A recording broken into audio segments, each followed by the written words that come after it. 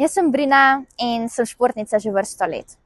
In poleg mnogih izkušenj me je šport naučil, kako vztrajati, ko je težko, kako se pobrati po porazu in najpomembneje, kako navijati za druge, ne glede na rezultat. In kadar potrebujem dodatno motivacijo, se spomnim svojih vzornikov, ki mi vlivajo moč. Ampak prav tu se pogosto zatakne, kajti šport je mnogokrat uporabljen kot prostor oglaševanja in promocije nezdravih izdelkov in energijskih pijač. In če nismo posebej pozorni, lahko tak izdelek v rokah nekoga, ki ga občudujemo, prepoznamo kot priporočilo, ne pa kot oglas.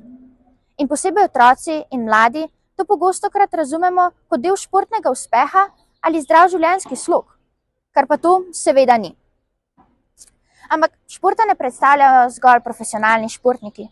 Tu so še milijoni rekreativcev, navijačev in gledalcev, ki zvesto spremljajo vsako tekmo in dihajo s svojimi športniki in njihovimi ekipami.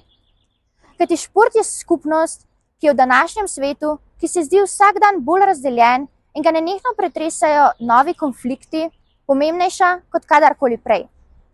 Kajti šport ne pozna jezika, barve kože ali meja.